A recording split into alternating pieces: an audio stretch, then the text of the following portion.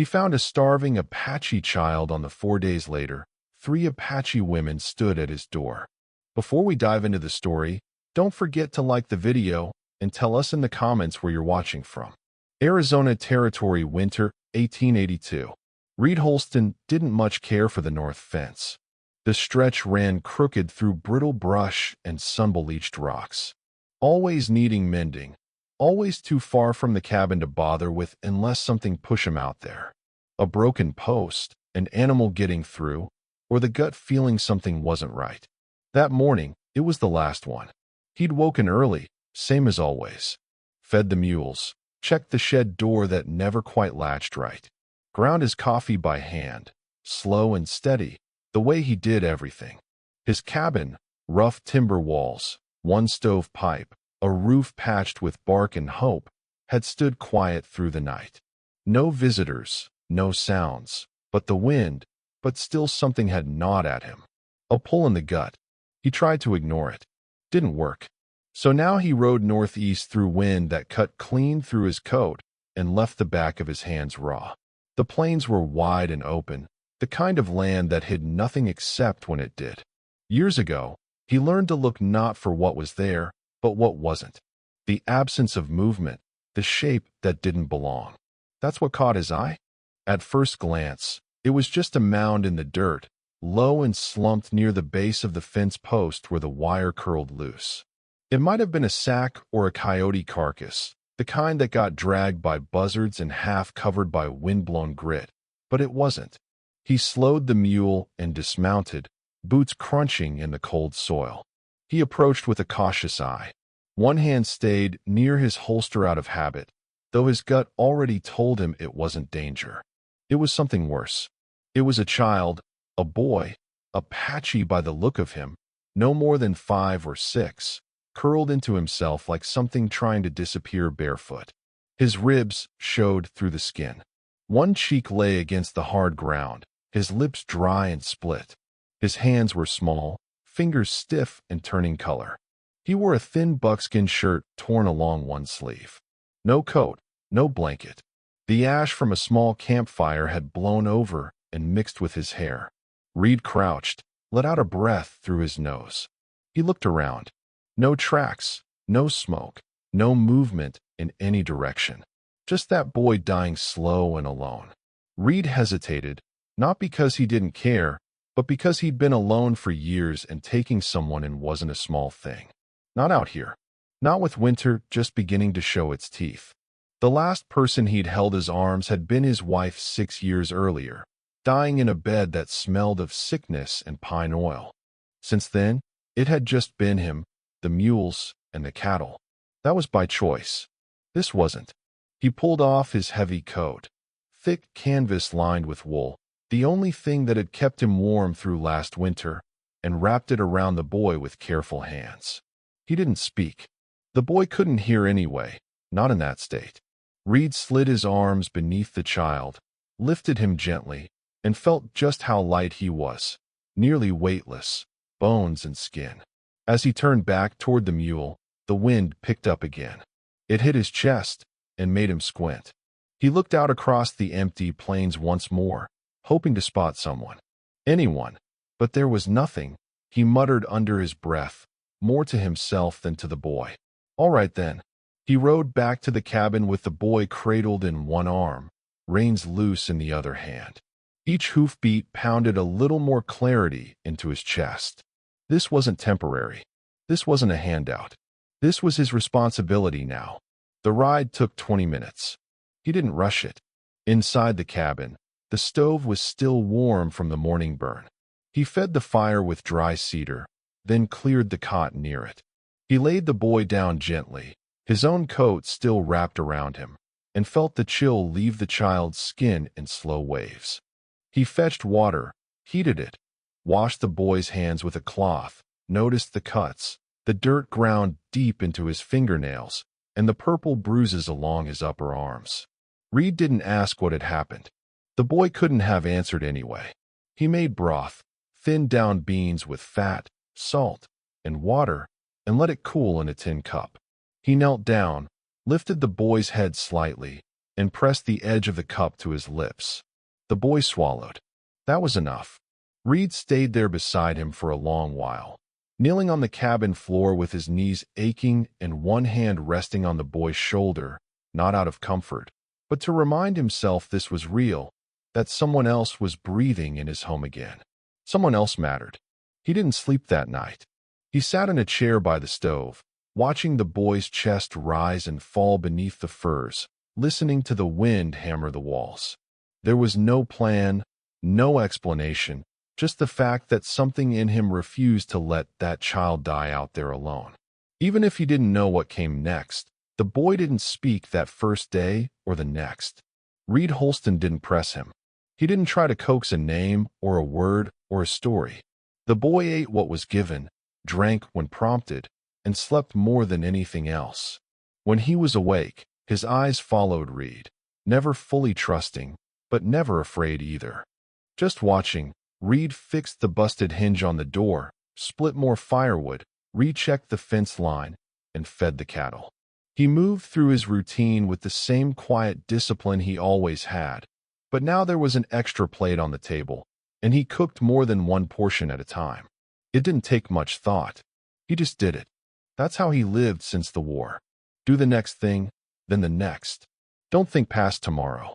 By the third evening, the boy stood on his own, barefoot near the stove, holding the cup Reed handed him with both hands. His legs were still unsteady. Reed noticed the boy glance at the door more than once, like he was waiting for someone. Reed set his coffee down and leaned forward in the chair. "Someone coming for you?" he asked plainly. The boy didn't answer. His fingers curled tighter around the cup. Reed didn't ask again, but that question, "Is someone coming for you?" stuck in the back of his mind as the fire crackled low. The next morning, the answer came. It was just past dawn before the sun had risen over the ridge line. Reed had stepped outside to fetch kindling when the mule snorted sharply and backed up from the fence. Reed followed the mule's gaze. There, in the pale gray light, stood three figures on foot. Women, Apache, close enough now that their breath showed in the cold air. They didn't move, didn't wave, just stood on a rise above the cabin, the breeze tugging gently at their long skirts and braided hair. Reed felt his gut tighten. He looked back toward the cabin where the boys still slept. Then he turned to face them.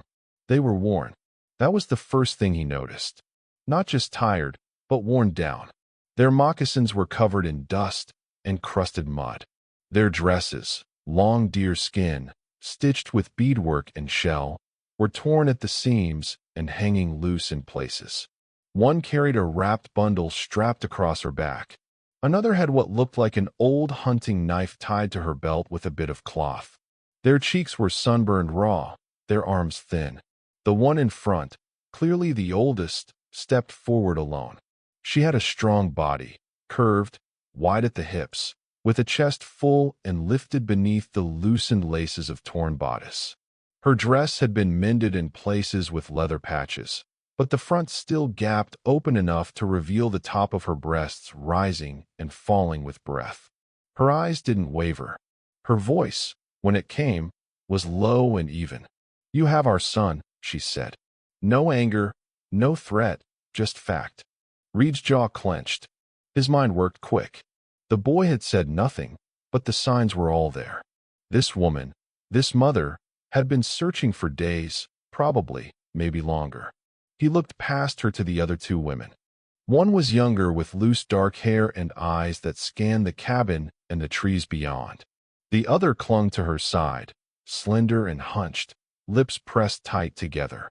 Reed said nothing for a moment. His pulse was steady, but his body was alert, his shoulders tight. He looked the eldest in the eyes. "He's inside, still asleep." She nodded once, then waited. Reed hesitated. He had every reason not to trust strangers at his doorstep. Apache or not, three desperate adults appearing unannounced in winter carried risk. But he also knew what it meant to lose someone, to follow tracks for days, hoping the next trail marker would lead somewhere. And he knew what it meant when the trail ended at your door. He stepped back. "Come in," he said. They moved silently. No questions, No hesitation. When they entered the cabin, the warmth hit them in the face. Their bodies stiffened with the change. Reed watched as the eldest crossed the floor quickly and dropped to her knees beside the cot. The boy stirred, blinking. Then his eyes lit up. He scrambled into her arms without a sound, burying his face into the curve of her chest. She wrapped around him tight, hands over his back, her head bowing low until her lips touched his hair. The other two women stood in the shadows near the wall, watching with wide eyes, but not approaching. The boy didn't cry. Neither did she. They just held on. Reed poured water into a tin cup and slid it across the table. Then he opened the larder, brought out what little was left. Jerky, hard bread, a few dried beans, and placed them near the stove. "Eat," he said. The women didn't move right away. Then the tallest, still clutching the boy, reached up and took a piece of bread, broke it, gave a portion to him, then another to the other women. They ate slowly, deliberately, quietly. After a long silence, she looked up at Reed again. "I am Asha," she said. He nodded once. "Reed?" Another beat passed. "Why did you help him?" she asked. Not angry, just trying to understand. Reed rubbed the back of his neck. Didn't feel right leaving him. Asha held his gaze for a long second. "No," she said softly. "It wouldn't have been." That night, the women stayed. Reed offered no promises, gave no welcome speeches. He simply laid out extra furs near the stove, added more wood to the fire, and made sure the water pot stayed full. He cleaned his rifle before bed as always. But when he glanced up, he noticed something different. The cabin wasn't empty anymore. And for the first time in a long while, that didn't feel like a threat. It felt like something starting. The morning came gray and dry, the kind that carried no warmth despite the sun rising over the ridge. Reed Holston stood by the stove, adding split wood to the flame, while the iron kettle rattled faintly beside him. His shoulders ached from a rough night's sleep in the chair, but he didn't show it. Behind him, the cabin was quieter than usual, but not silent. The boy was curled up again near the fire, tucked tightly into a pile of folded furs. His mother, Asha, kneeling beside him. She hadn't slept much. That much was clear. Her long dark hair was still braided tight, though dust clung to the ends. Her dress, frayed deer skin, patched at the seams, hung loose over her curves, the laces at her chest half tied. One hand rested on the boy's back. The other remained on her own thigh, still and steady. Reed didn't ask what they had run from.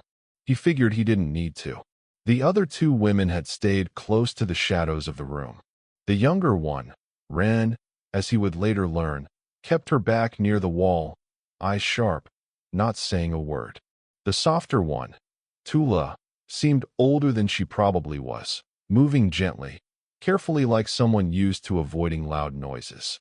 She stood now near the window, looking out across the scrubland with a face that said she didn't expect much good to come from the day. Reed watched them all from behind his coffee mug. He wasn't used to this company, noise, breathing that didn't belong to him. He had never invited anyone to stay this long before, not even the supply drivers from Bisbee. And yet, he hadn't asked them to leave either. He wasn't sure what that meant. "I need to check the fence," he said after a while. It came out dry and flat. No one answered, but Ash's head tilted just slightly, and Reed knew she heard him. He grabbed his coat, holstered the rifle, and stepped out into the cold. The door thudded shut behind him. The fence line was a 4-mile walk from the cabin, the wind sweeping across the hard pan earth as if trying to strip a bare. Reed checked the post one by one, finding a few loose wires and one corner that had been rubbed by a deer or coyote. He worked with gloved hands, driving in a splint, twisting the wire taut. His breath fogged in the air, but his mind wasn't on the work. He kept thinking about what Asha had said the night before. "You have our son, not my son, not the boy. Our son." That meant something. Maybe not the way most would read it, but to read it hinted at a bond between those women. Not just blood, but shared survival. Maybe they weren't related by family. Maybe they were all that was left of something that used to be bigger, A tribe, a camp, a community, one wiped out or scattered. He'd seen it before. Reed had served as a Union scout back in '64, mostly in the Arizona Territory. He'd seen both sides of the ugly truth. What men in uniform did to Apache families and what was done back in return. He didn't talk about it, but it never left him.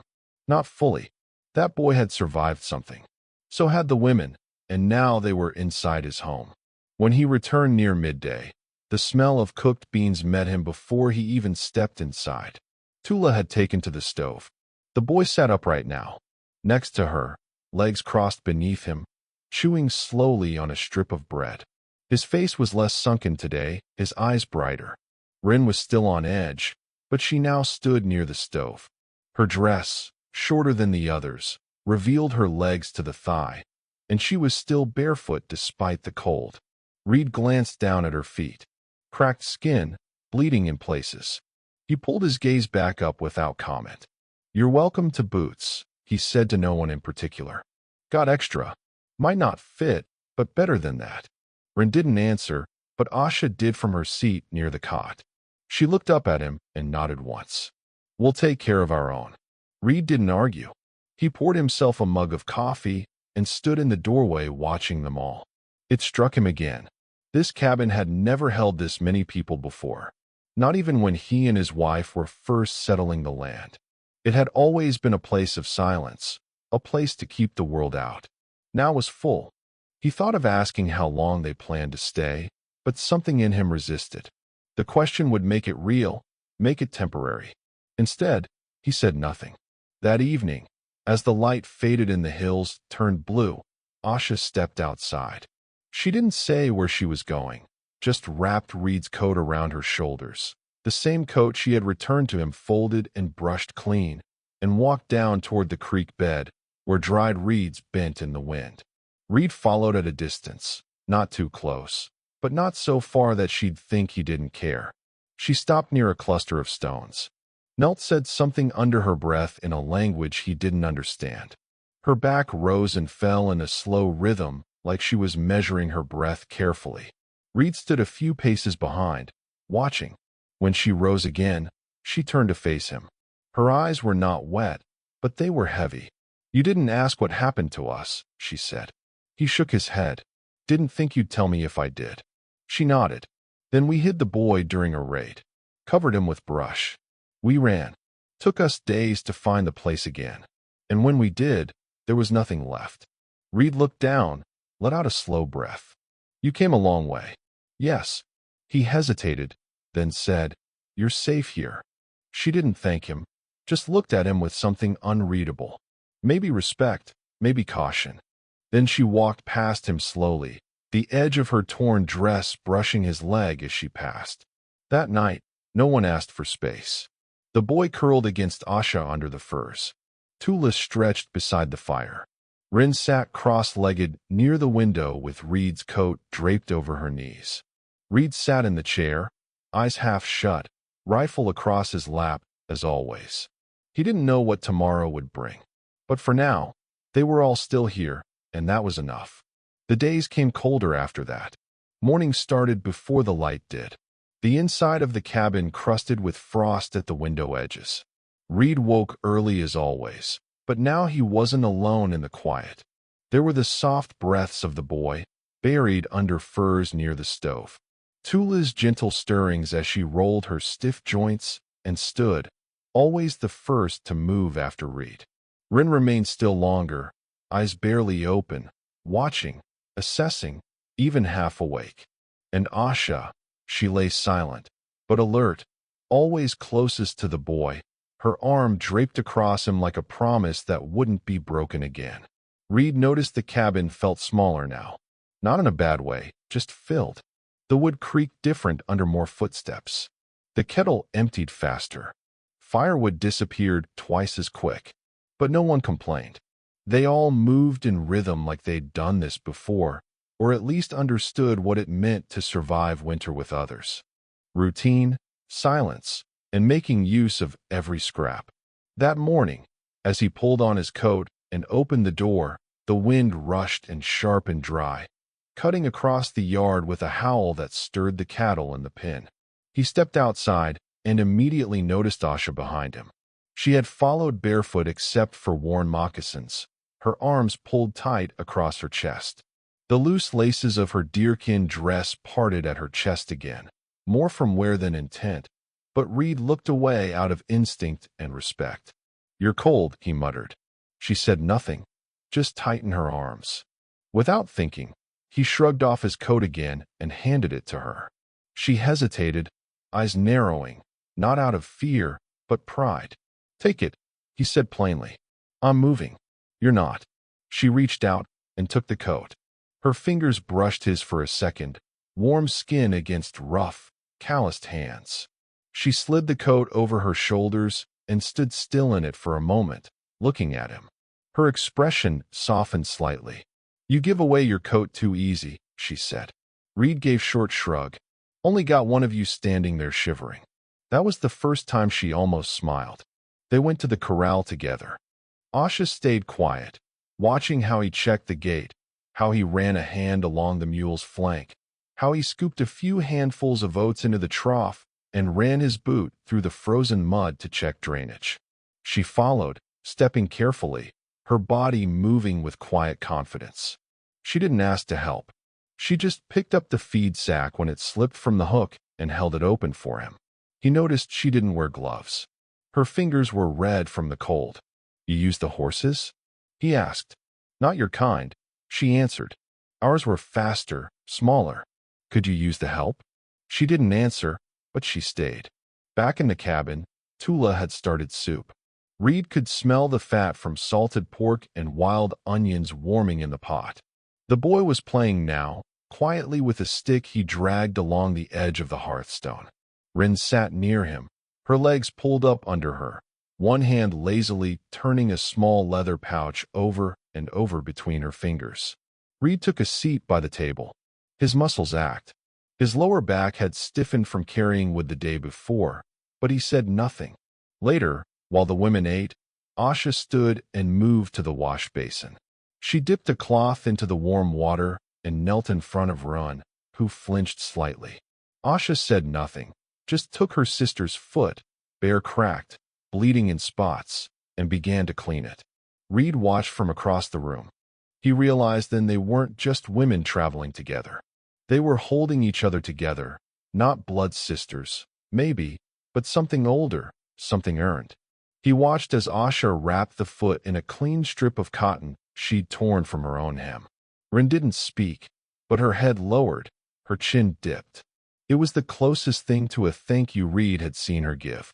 That night, after the fire was built up high and the wind shook the windows in hard bursts, Reed sat by the stove cleaning the rifle. He noticed Asha standing near the door, staring at the latch. "You worried someone's still out there?" he asked. She didn't answer right away. Then she said, "The men who burned our camp, they won't come this far. Not on foot. But if they sold information, they won't." Reed cut in. "Come. Certain." She looked at him. "You don't know that." "No," he said, "but I've seen men like that.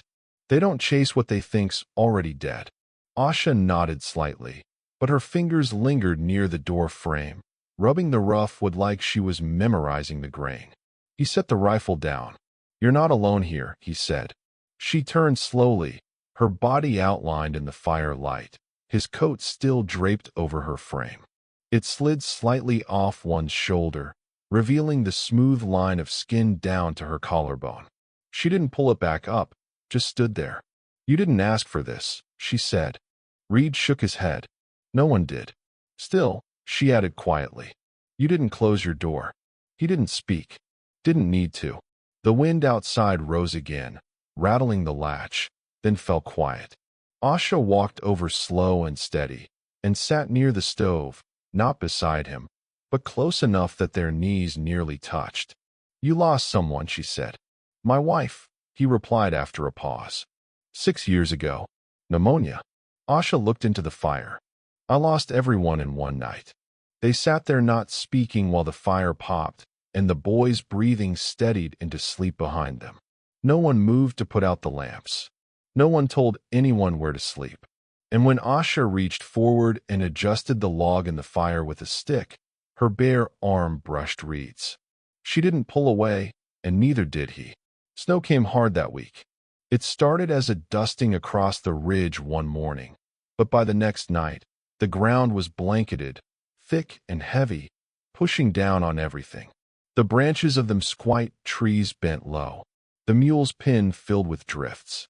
The air itself seemed quieter, muted beneath the weight of winter settling in.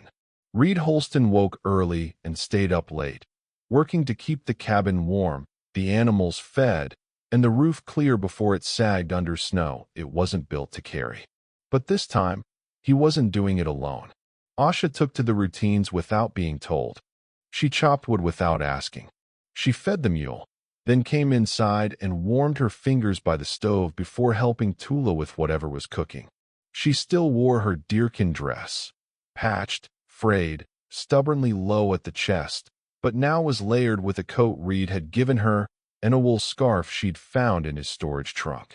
She carried herself the same way each day, quiet, focused, with a kind of patient strength Reed respected deeply. Rin still kept distance. She said little, watched everything, but her tension had eased. She no longer flinched when Reed entered a room. She took the boy outside once just to walk him around the edge of the cabin and back. He returned red-shaked and laughing. The first real sound of joy Reed had heard from him since he'd been found. The boy, whose name they now spoke as Tojo, had begun to talk in whispers, mostly to Asha, sometimes to Tula, never to Reed. But he followed him around the yard when Reed was hauling water or checking traps. He didn't ask questions, just mirrored his movements like he was trying to learn something by doing it. Reed didn't mind. It reminded him of simpler days before everything had gone quiet in his world. One afternoon, as the snow let up for a few hours, Asha helped Reed clear a trail to the chicken shed. They worked side by side, not speaking. She moved with natural rhythm, her body strong and capable. At one point, she stopped to brush snow from her sleeve and caught Reed watching her. He looked away quickly, but she didn't. "You used to live with people," she said. Not a question, an observation. Reed nodded once. "A long time ago, soldiers, scouts, then cattlemen, then just me and her." Asha glanced toward the cabin. "The wife you lost." "Yeah, she died here in the bed." Silence. Then Asha said, "It's a good place to die. Warm, covered." Reed didn't respond. He tightened the grip on the shovel and cleared another path in the snow. That night, after dinner, rabbit stew and hard bread. They sat together in the cabin as the wind held outside. Tula had taken to sewing a rip in Ren's sleeve.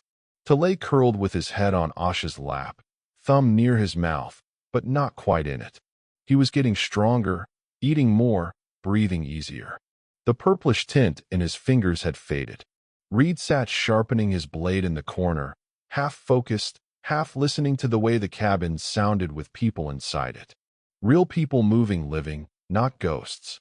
Asha stroked Tojo's hair, her hand moving slow and steady. "He needs a father," she said suddenly. Reed looked up, startled by the directness. "I'm not asking you for anything," she added, reading his face. "I'm just saying he needs one." Reed nodded. "He'll grow into his own." "Maybe," she said.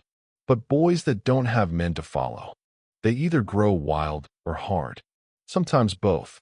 Reed leaned back in his chair, stared at the fire a long time. "I'm not much for talking," he said finally. "Never was." "You don't have to talk," she said without looking at him. "Just stay." Later that night, after the others had bedded down, Reed remained awake, sitting near the stove, watching the last of the coals burn. The wind outside had softened. Snowflakes tapped gently against the window pane. Asha came up beside him, wrapped in his coat, her bare feet quiet on the wood floor. She didn't speak, she just stood there near him. Her hand brushed his shoulder, then rested there. Reed didn't move. He closed his eyes and let it stay. No promises were made, no decisions declared. But in that moment, something that had been locked deep inside him shifted. Not all the way, just enough. The days passed slower in deep winter. but each one carried more weight. The snow didn't lift. It hardened, froze into crusty ridges along the eaves, drifted high against the fence posts, and sealed the landscape in quiet. Reed Holston moved through it without complaint. He kept the paths shoveled, the animals fed, the traps checked, his hands stayed raw, and his breath never stopped showing in the cold air, but he worked with steadiness, because now there was more than himself to keep alive. Inside the cabin, warmth held barely. The stove burned near constant. Tula had gotten good at rationing the wood supply, stretching the heat through long nights with smaller kindling stacks and smart burns. She and Rin now shared tasks without speaking much. There were no assigned roles, no rules. They just watched what needed doing and did it. And Asha, she had stopped standing apart. She was beside Reed now, often not clinging, just there in the stable, helping him lift water buckets in the yard, brushing snow off the mule's back at the fire while he whittle-led, threading broken laces from his coat into new straps. Sometimes when they passed each other indoors, their shoulders would graze.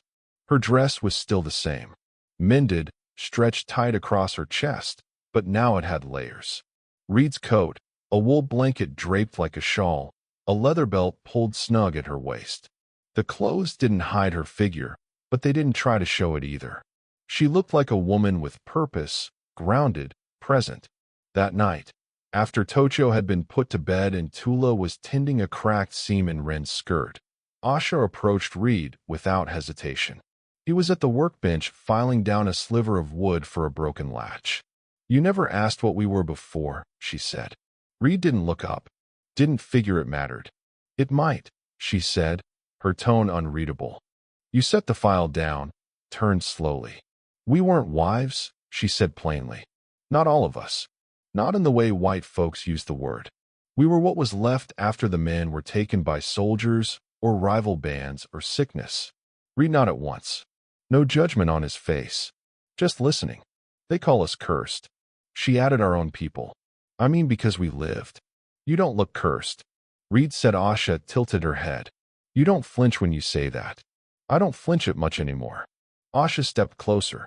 She stood just in front of him now, not touching, but close enough he could smell the faint earth scent on her skin. Her breath, warm, met his jaw. "You look at me," she said, voice quiet. "But you don't take." Reed's throat tightened. His hand stayed still. Asha studied his face. Then, very slowly, she reached up and placed one hand along his cheek. Her thumb brushed the ridge of an old scar near his jawline. Reed didn't move, didn't break her gaze. "You don't have to do anything," she said. "But if you wanna, I would stay." Still, he didn't speak.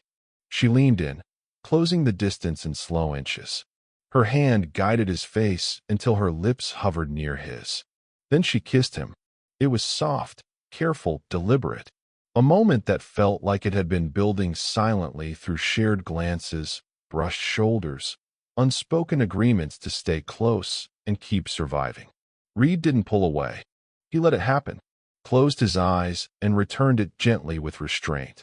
His hand moved to the curve of her waist, over the belt, over the fabric, holding her like something fragile but not breakable. They didn't speak after. But that night when the others lay down, Asha stayed near him by the fire. She didn't take his hand. She didn't need to. She just sat next to him, her thigh against his, her head eventually tipping to his shoulder. And Reed didn't shift away. He stayed still because for the first time in years, someone had chosen to stay beside him, not out of need, but out of want. And that mattered, even if no one said it aloud. Earlier that day, Tula had quietly asked what they planned to do come spring. Reed hadn't answered, but now, as the wind slowed outside, and the fire warmed the wood floor beneath their feet, the answer began to form in his chest. Simple, steady, sure, they wouldn't go anywhere. The thaw began with sound before it showed in sight. Water dripped faintly from the edge of the roof one morning, just enough to catch Reed Holston's ear as he stepped outside to check the traps. The air was still cold, but had softened. The light, too, was changing with more yellow in it now than silver. Beneath the snow, The earth hadn't given up. It was waiting. Inside the cabin, the change was slower, but just as sure. The quiet between the five of them had become something warm, not empty. Even Run, who still rarely spoke, now smiled. Once or twice at Tojo's antics. Once when Reed passed her a cup of coffee without a word. Tula began humming again when she cooked. Her soft voice drifted around the room and made the place feel like a home instead of a bunker. To laugh more often now, sometimes loud enough to wake early. He followed Reed into the barn every morning, dragging a broom or a stick, mimicking him with small, clumsy movements. The boy didn't speak much still, but he didn't need to. Reed taught by showing, not by talking. One morning, Asha joined them.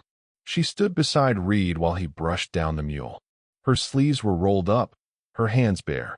The low-cut deerskin dress she still wore showed her curves clearly when she bent forward. But Reed had stopped reacting to it. Not because he didn't notice, but because he did, and because noticing no longer felt like weakness. It felt like trust. He handed her the brush. "You ever done this?" he asked. She shook her head. "No, don't matter. Mule won't complain." She laughed. Short, unexpected reel. They brushed together in silence for a while. The barn smelled of straw, leather, and animal warmth. Sunlight pushed in through the broken slats in narrow beams. Reed glanced over at her. She looked calm, solid, like she belonged here. Later, as I walked back to the cabin, Ashes stopped and looked across the land. Snow still blanketed most of it, but the path they'd worn down to the shed was muddy now, not frozen. "Soon," she said. Reed followed her eyes. "Soon what?" "Soon it'll be green again." "Then what?" He didn't answer. She turned toward him. "We don't plan to take the boy and leave, Reed. If that's what you're worried about." He shook his head. "Wasn't. I'm not asking for anything," she said. "No promise, no land, but I won't pretend like this isn't something." Reed's mouth tightened. He wasn't good with declarations. She stepped closer. "You never asked what I want. You tell me if you wanted to." "I want to stop moving," she said. "I want to grow up without running. I want Rin to sleep without a knife in her hand. I want Tula to hum without looking over her shoulder." Her voice softened. "And I want to wake up near someone who doesn't expect me to give him anything just to stay alive." Reed met her gaze. "You have that now," he said. "All of it." She studied him long and quiet. "You mean that?" He nodded. "I would not have let you stay if I didn't." She took his hand. First time she'd done it in full daylight without caution, and placed it gently on her waist. Not to seduce, not to tempt, just to connect. "I want to be yours," she said plainly, "but only if you want me that way. Not because I'm here, not because I'm soft, because you see me." Reed looked down at her hand, then back up into her eyes. Her chest rose beneath the old deer skin, warm breath fogging in the cold air between them. His hand stayed where she placed it. Then he pulled her gently into his arms and held her. Not urgently, just long enough. That night, Reed cleared a place on the mantel. He moved the old photograph of his wife to the shelf and replaced it with the beaded pouch Tula had placed near the window. He didn't say why. No one asked. They all understood. In the dark, Asha lay beside him for the first time. Truly beside him under the same furs, her skin warm against his, her arm across his chest.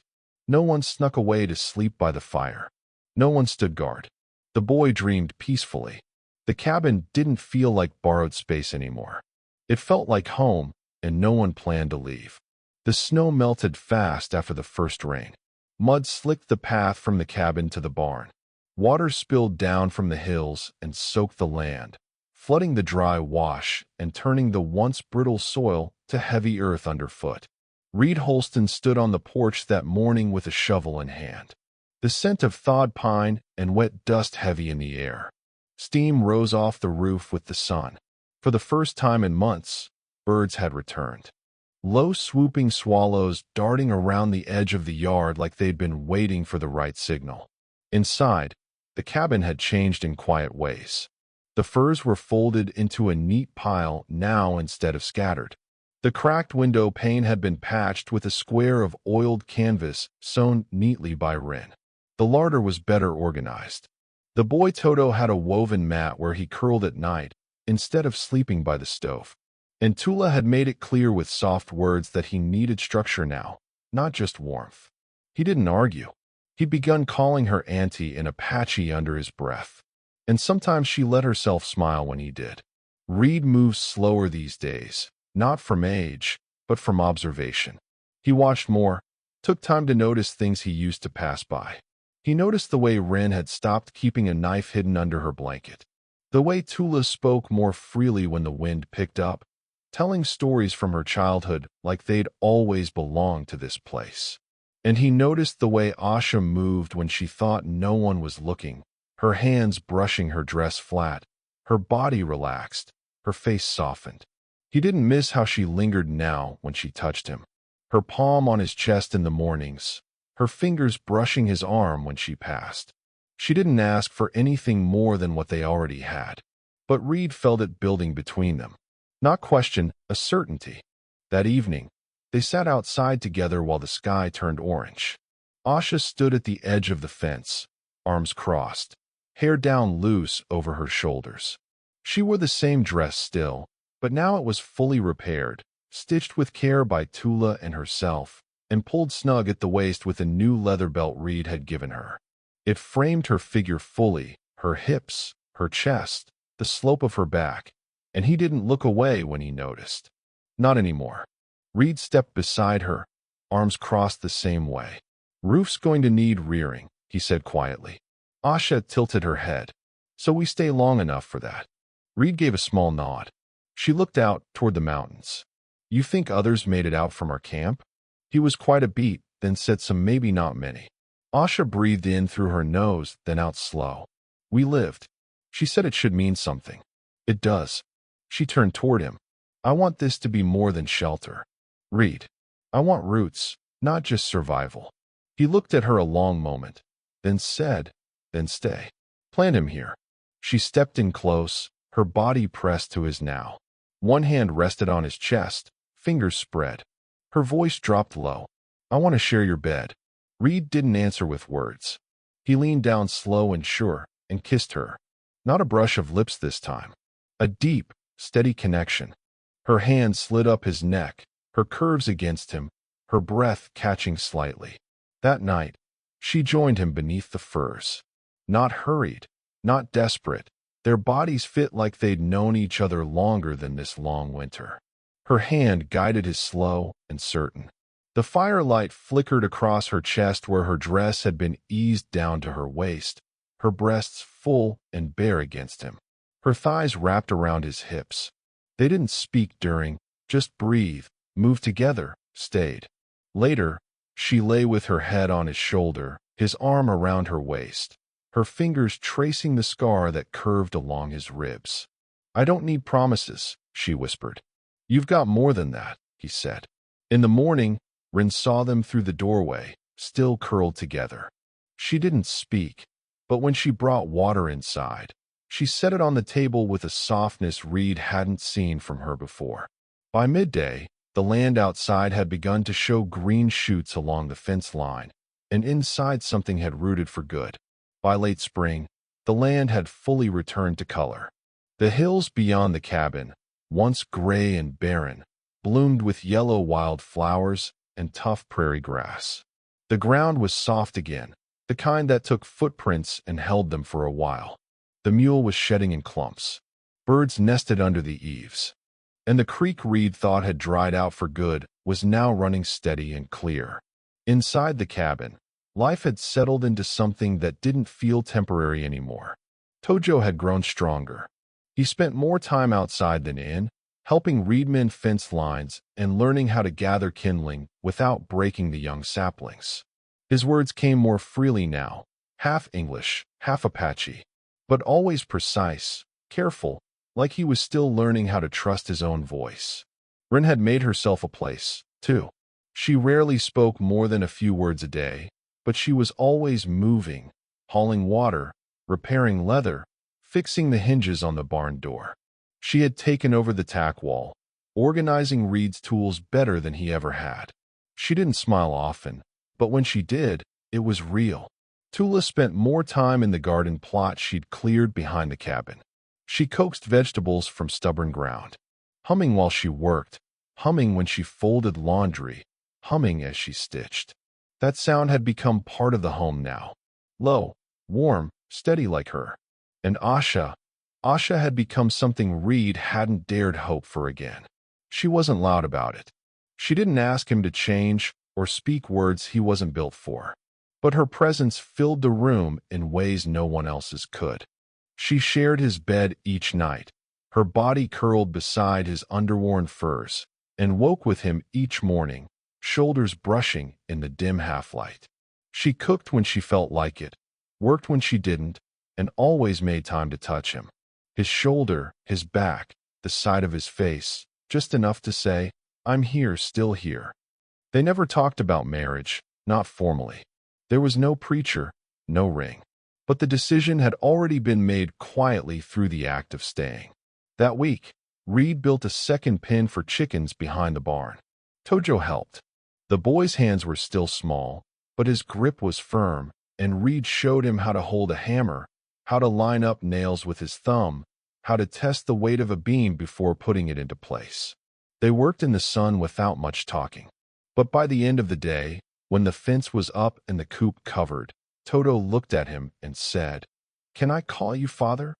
Reed didn't speak right away. His throat tightened. He wiped his brow with his sleeve. Looked the boy in the eye. "You already do," he said. That evening, Reed brought out an old oilskin pouch he hadn't opened in years. Inside was a silver union belt buckle, worn smooth. He gave it to Tojo and said, "Was mine, yours now." Tojo held it with both hands and nodded solemnly. The women watched from the porch. Asha smiled, her hand resting on her belly. It wasn't obvious yet, not to anyone but Reed, who had noticed the way she held her body differently these past few days. Slower, heavier, protective. He didn't ask. He didn't need to. Later that night, as they sat by the fire, Asha leaned against him.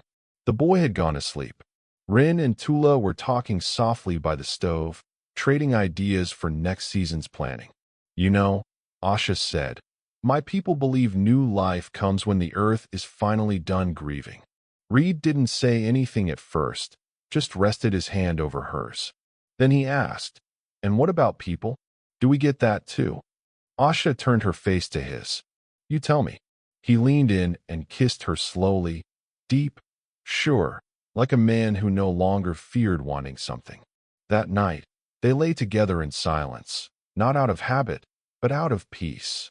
The kind that only comes after a long winter. After years of carrying grief with nowhere to set it down, now it had a place, a name, a shape, family. By dawn, a soft breeze pushed through the cracks in the window. The smell of warm earth and pine drifted in. Reed stirred, then looked to his right. Asha, still asleep, hand resting just above her lower belly. He smiled. They had survived what had come before. Now they were choosing what came next. And this time, no one would take it from them.